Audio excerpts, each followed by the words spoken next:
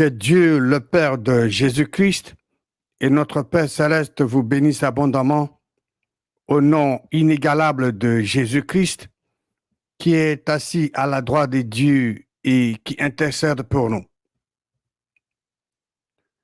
Je rends d'abord grâce à Dieu, le Créateur, pour ce privilège qu'il me donne de partager sa parole avec vous qui aimez le seul vrai Dieu et sa parole. C'est moi, Tito Nganda. Bienvenue à cette émission qui dit la parole de Dieu.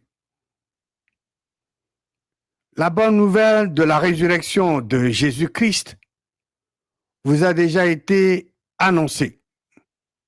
Vous savez que Jésus-Christ est vivant.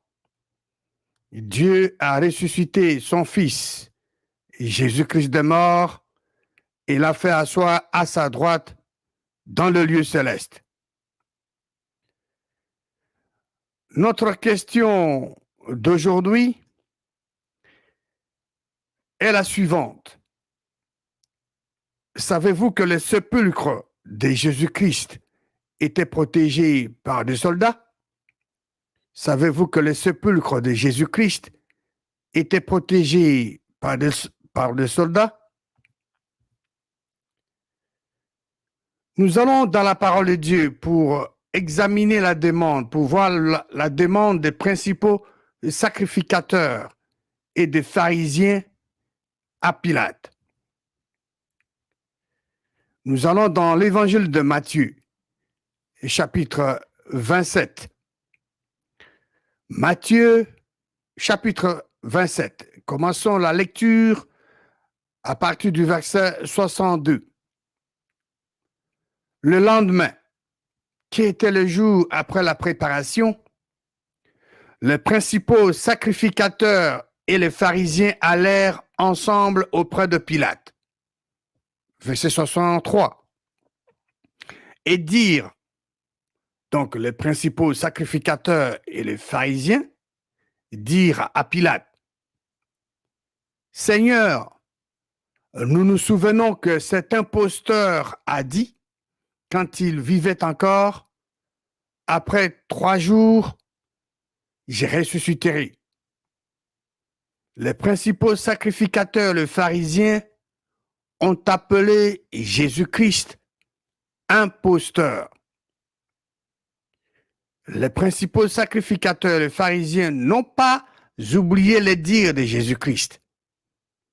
Ils se sont rappelés de la parole de Jésus-Christ concernant sa résurrection.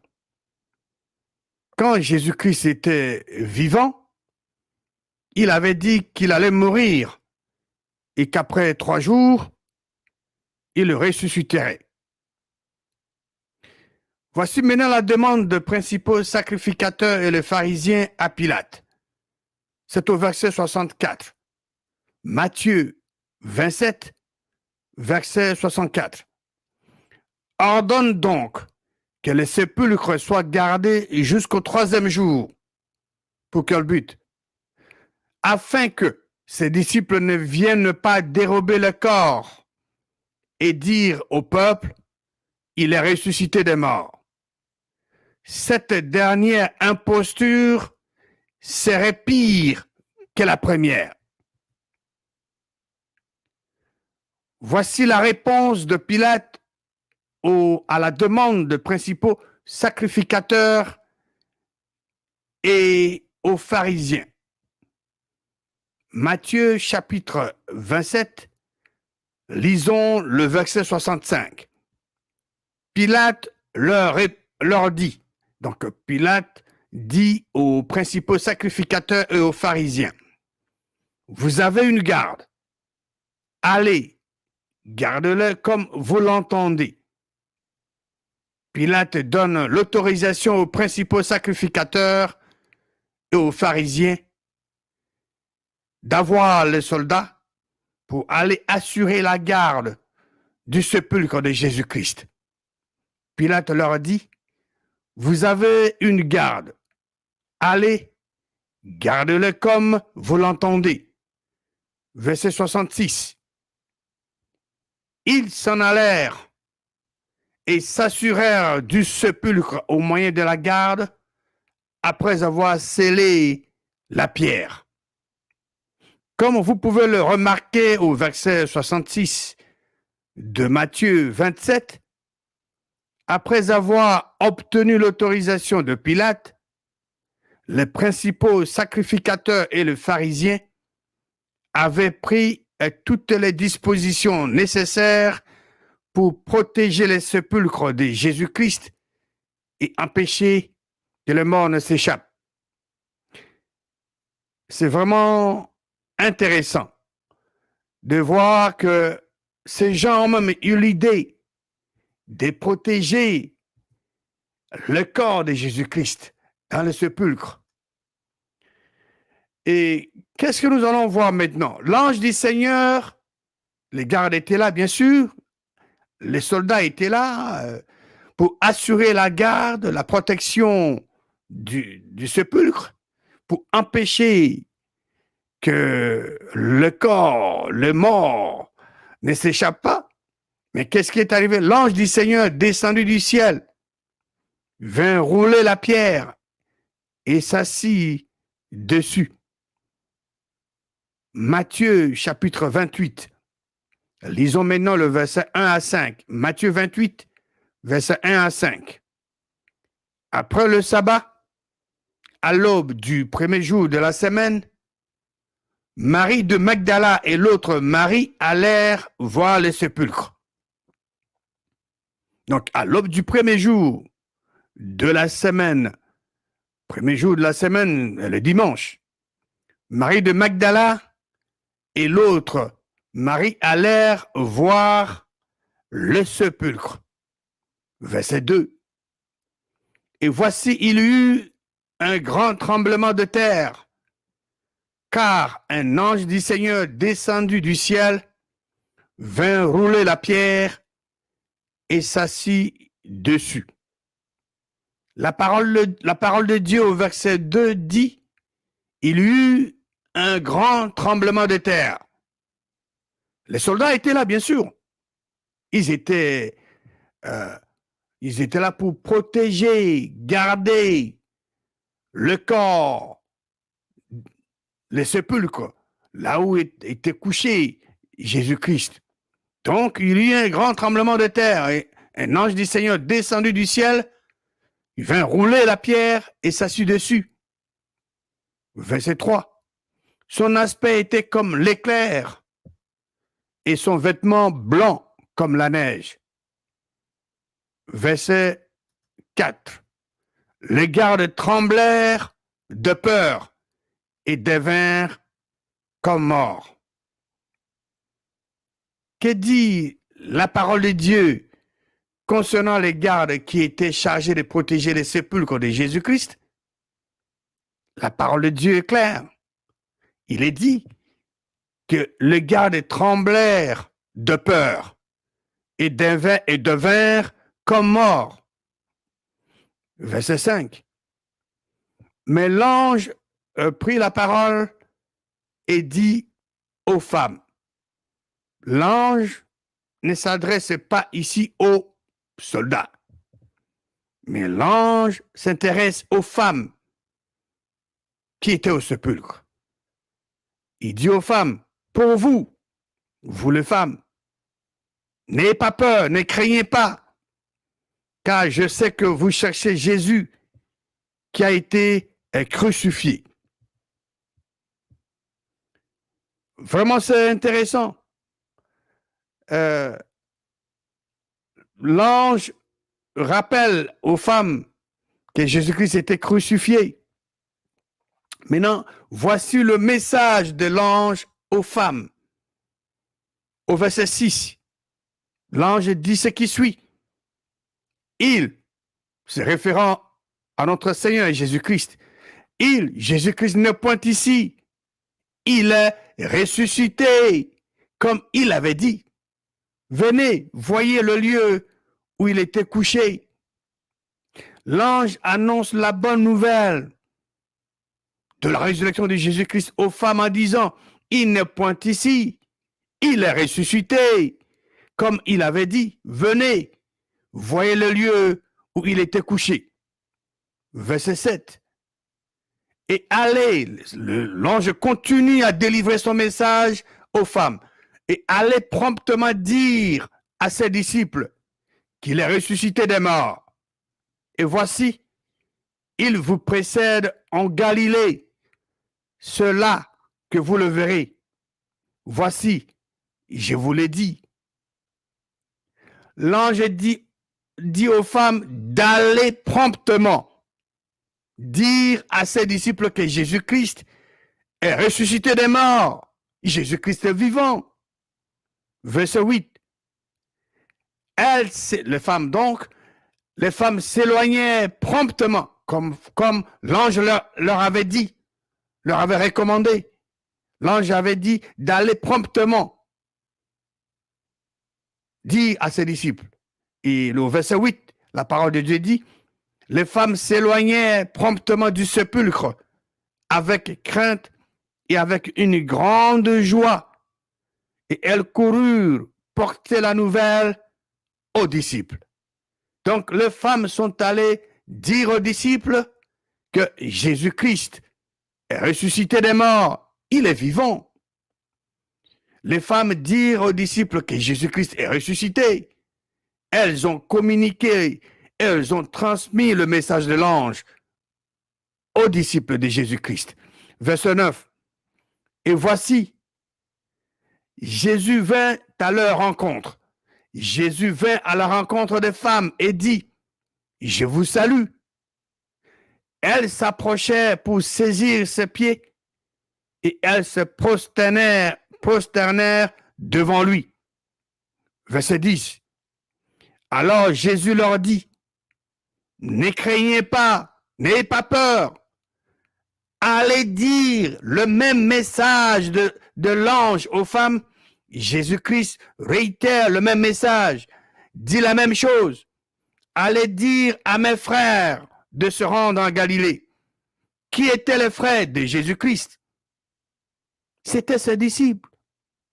Vous et moi, nous qui sommes les disciples de Jésus-Christ, nous sommes le frère de Jésus-Christ parce que nous sommes nés de nouveau de l'Esprit de Dieu. Nous avons la sémence de Dieu en nous. Il leur dit, ne craignez pas, allez dire à mes disciples de se rendre en Galilée, ceux-là qu'ils me verront. Le message de Jésus-Christ était clair. Quel était le message de Jésus-Christ aux femmes? Alors Jésus leur dit, ne craignez pas, n'ayez pas peur. Allez dire, allez annoncer à mes frères, allez dire à mes frères de se rendre en Galilée, ceux-là qu'ils me verrons. Et nous allons voir ici, les gardes sont allés dire, les gardes ont assisté au tremblement de terre. Les gardes ont vu l'ange descendre du ciel, rouler la pierre, et il s'est assis sur la pierre. Tout ça, ils ont vu. Mais non, pour eux, ils sont convaincus que le Seigneur Jésus-Christ est vivant. Les gardes sont allés dire aux sacrificateurs et aux pharisiens que Jésus-Christ est ressuscité, que les morts s'est échappé du sépulcre. Et quelle était leur réaction? Quelle était la réaction de ce principal sacrificateur et les pharisiens? La bonne nouvelle de la résurrection de Jésus-Christ leur a été annoncée par le garde, les soldats. Quelle était leur réaction? Ils ont corrompu les gardes pour aller dédire. Matthieu, nous sommes dans Matthieu chapitre 28. Lisons le verset 11 à 15. Matthieu 28, verset 11 à 15. Pendant qu'elles étaient en chemin, pendant que les femmes étaient en chemin, quelques hommes de la garde entraient dans la ville et annonçaient aux principaux sacrificateurs tout ce qui était arrivé. Ils ont donné les détails de tout ce qu'ils ont vu. Les morts s'est réveillé et il est parti. Donc, les tombeaux étaient vides. Ils ont tout dit aux principaux sacrificateurs et aux pharisiens. Rappelez-vous, pour être sauvé, quelqu'un doit croire à la résurrection. Mais ces gens Ils étaient confrontés à cette bonne nouvelle, mais ils l'ont rejetée. Verset 12. Ceux-ci, donc, les principaux sacrificateurs, après s'être assemblés avec les anciens et avoir tenu conseil, donnèrent aux soldats une forte somme d'argent. La corruption ne date pas d'aujourd'hui. Et ces gens-là, les dirigeants corrompent. Ils sont tentés de corrompre les soldats. Ils leur ont donné beaucoup d'argent en disant, dites, ils ont dit, allez dédire. Ces disciples sont venus de nuit, les dérober, pendant que nous dormions. C'est des mensonges qui viennent directement de l'enfer. Les soldats ont vu de leurs yeux l'ange qui est descendu, qui a roulé la grosse pierre, qui s'est assis sur cette pierre. La parole de Dieu dit qu'ils ont tremblé de peur parce qu'il y a eu un tremblement de terre. Ils étaient convaincus que Dieu a ressuscité Christ d'entre les morts. Ils ont annoncé, ils ont dit aux principaux sacrificateurs, ils ont dit cette nouvelle, mais ils l'ont rejetée, ils n'ont pas cru. Ils ont corrompu les soldats pour aller dédire, pour dire des mensonges aux gens. Ce n'est pas exact. Ils ont dit, dites, ces disciples sont venus de nuit, les dérober. C'est faux. C'est du mensonge qui vient directement de l'enfer. Pendant que nous dormions. Non, c'est pas ça. C'est pas ça l'exactitude de la parole de Dieu. Verset 14. Et si le gouverneur l'apprend, nous l'apaiserons et nous vous tirerons de peine. Verset 15. Les soldats prirent l'argent et suivirent les instructions qui leur furent données. Et ce bruit s'est répandu parmi les Judéens jusqu'à ce jour. Vous voyez ça? Jusqu'à ce jour. Ces mensonges continuent à se répandre. En conclusion, nous venons de voir dans la parole de Dieu que le principal sacrificateur, le pharisien, était parti demander la permission auprès de Pilate pour assurer la protection du sépulcre de Jésus-Christ par une garde. Le garde, le soldat qui assurait la protection du sépulcre de Jésus-Christ, avait observé un tremblement de terre. Les gardes avaient vu l'ange de Dieu, un ange du Seigneur descendu du ciel, vint rouler la pierre et s'assit dessus. Après la résurrection de Jésus-Christ, les femmes se sont rendues au sépulcre et ont reçu de l'ange de Dieu la bonne nouvelle de la résurrection de Jésus-Christ et leur avait demandé d'aller dire aux disciples de Jésus-Christ. Et les femmes ont fait, ils ont fait exactement, ils ont délivré le message. Elles avaient aussi rencontré Jésus-Christ, qui leur avait demandé d'aller dire cette bonne nouvelle à ses disciples, c'est-à-dire à ses frères, c'est-à-dire ses disciples. Jésus-Christ, dans son corps ressuscité, dit aux femmes d'aller dire à ses frères, donc le frère de Jésus-Christ, ses disciples, de se rendre en Galilée et que ceux-là qui le verront.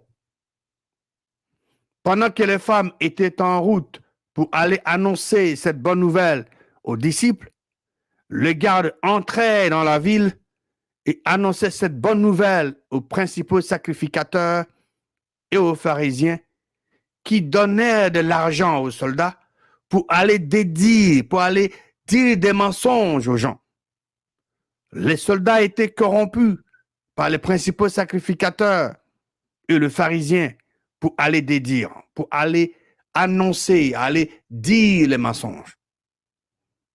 Jésus-Christ est ressuscité et vivant. Dieu a ressuscité Jésus-Christ de mort pour ne plus mourir. C'est maintenant votre tour d'aller dire cette bonne nouvelle aux gens qui sont autour de vous pour leur permettre de croire à cette résurrection de Jésus-Christ et naître de nouveau de l'Esprit de Dieu. Pour terminer, je m'en vais vous poser une question. Qu'est-ce qu'une personne doit faire pour être sauvée et vivre éternellement?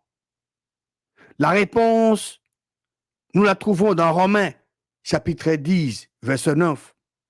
Il y a 2 conditions à remplir pour qu'une personne puisse être sauvée et vivre éternellement. La première condition, si tu confesses de ta bouche le Seigneur Jésus, si tu confesses, c'est individuel, c'est personnel. Et la deuxième condition, et si tu crois dans ton cœur, le cœur ici, c'est le siège de la vie personnelle de l'individu. Et si tu crois dans ton cœur que Dieu a ressuscité Jésus-Christ d'entre les morts, tu seras sauvé. Que Dieu le Créateur vous bénisse abondamment au nom merveilleux et triomphant de Jésus-Christ ressuscité.